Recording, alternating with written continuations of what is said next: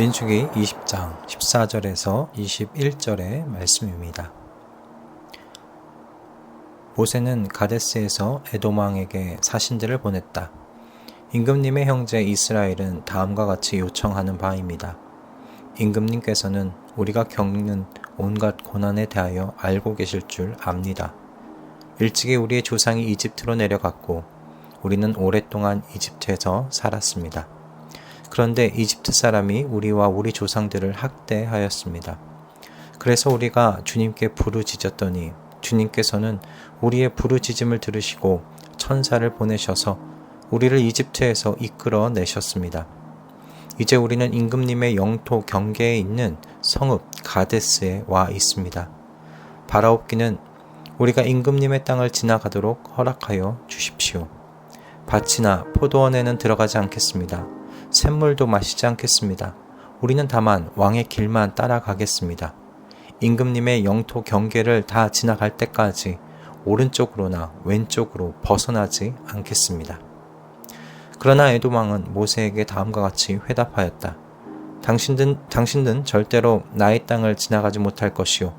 지나가려고 꾀한다면 우리는 칼을 들고 당신을 맞아 싸우러 나갈 것이요. 이스라엘 자손은 다시 그에게 부탁하였다.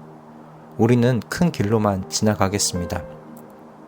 그리고 우리나 우리의 가축대가 임금님의 물을 마시면 우리가 그 값을 치를 것입니다. 우리는 다만 걸어서 지나가기만을 바랍니다. 그 밖에는 아무것도 바라지 않습니다. 다시 그가 답변을 보내왔다. 당신은 지나가지 못하오. 그런 다음에 에돔 왕은 많은 군대를 무장시켜서 그들을 맞아 싸우러 나왔다. 에돔 왕이 이스라엘을 그 영토 경계로 지나가지 못하게 하였기 때문에 이스라엘은 그들에게서 돌아서야만 하였다. 아멘. 모세는 가데스에서 에돔 왕에게 사신을 보냈습니다. 당시 에돔과 모압을 중앙으로 관통하는 왕의 대로로 이스라엘이 올라가서 가나안으로 들어갈 수 있다면 고생하지 않고 목적지까지 올라갈 수 있었기 때문입니다. 에돔 왕에게 보낸 사신이 전한 내용을 보면 왕의 대로를 통해서 이스라엘은 생존에 필수적인 물을 공급받을 수도 있었습니다.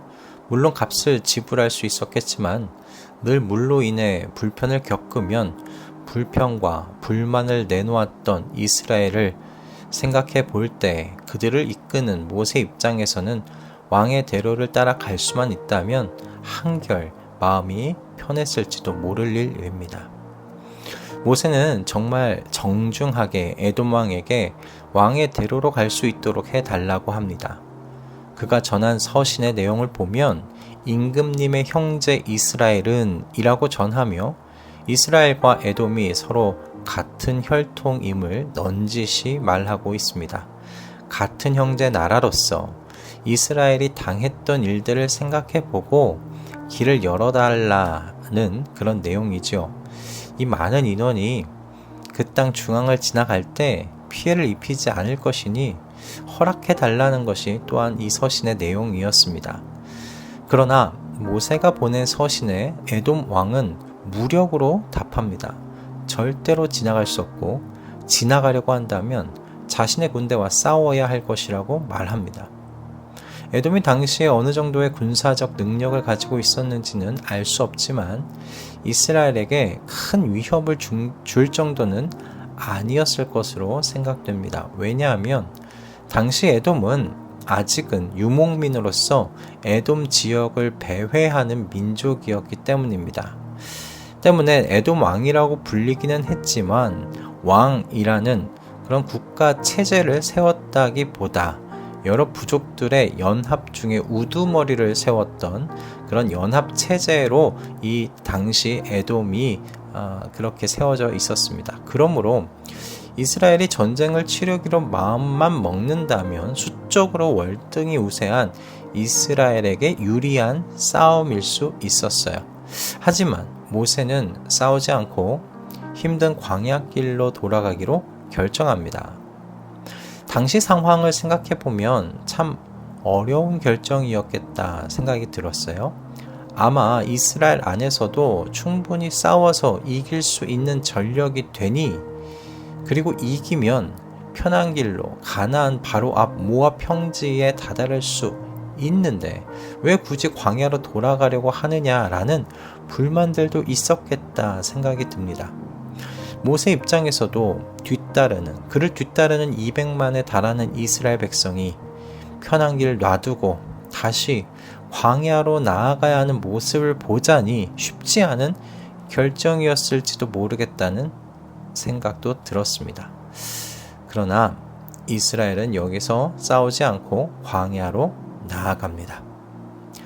이스라엘이 보여준 결정을 보면서 힘의 논리가 지배하는 오늘날의 세상에서 성도는 무엇으로 살아가야 하는지를 생각하게 해줍니다. 힘이 있다면 그 힘을 사용하여 자신에게 유익한 것을 취하는 것이 당연히 여겨지는 오늘날의 세상입니다. 어떻게 하면 손해를 입지 않을까? 최단 시간 안에 목표한 것을 이루기 위해서 타인에게 생채기를 입히더라도 무한히 경쟁하며 위로 올라서려는 이런 시대입니다. 그러나 이스라엘이 보여준 결정은 힘이 있으나 그 힘을 사용하지 않고 손해보는 길로 나아갑니다. 물이 없고 척박한 광야를 향해 발걸음을 옮깁니다. 어떻게 이런 결정을 내릴 수 있을까요? 모래와 바람에 날리는 가시덩굴, 그리고 하나님의 기적 같은 물의 공급만을 바라보며 지내야 하는 이 광야의 길로 어떻게 발걸음을 옮길 결정을 할 수 있었을까? 이유는 단 한 가지이지 않을까 생각했습니다. 이스라엘에게는 하나님께서 함께 하고 계셨기 때문입니다. 이스라엘은 하나님께서 임재하고 계신 세상에서 유일한 민족이었기 때문입니다. 그러니 광야의 고단한 길, 그 좁은 길을 선택하고 나아갈 수 있었던 것이 아닐까요? 훗날 모세는 광야 2세대를 모압 평지에 모아놓고 고별 설교를 할 때 40년 광야 생활 중에 이스라엘의 옷과 신발이 헤어지거나 닳지 않았다고 말했습니다. 그 정도로 하나님께서 이스라엘을 품에 안으시고 광야를 걸어왔다고 그들의 광야 40년 생활을 회상하고 있는 겁니다. 만약 이스라엘이 그들이 가진 힘을 사용하여 편한 길, 유익한 길을 선택하였다면 모세가 회상한 하나님의 보살핌 경험하지 못했을 겁니다. 자신이 가진 힘을 휘두르면서 블랙홀과 같이 자신의 유익을 위해서라면 주변의 모든 것을 흡수하는 이 제국의 논리는 결국 흑암과 같이 아무것도 회상할 것이 없는 인생을 살게 만들 겁니다. 여러분, 하나님 나라의 논리는 화평케 함에 있습니다. 전쟁은 하나님께서 가장 공의롭고 정의로우신 방법으로 행하실 겁니다. 우리는 화평케 하는 자로서 좁은 길을 걸어가면 됩니다. 좁은 길이라고 겁내지 마십시다. 용기를 가지십시다. 다시 광야로 나아가는 이스라엘 앞에 하나님의 구름 기둥이 있었던 것과 같이 저와 여러분께는 부활하신 예수 그리스도께서 보내신 하나님의 성령님께서 함께 계십니다.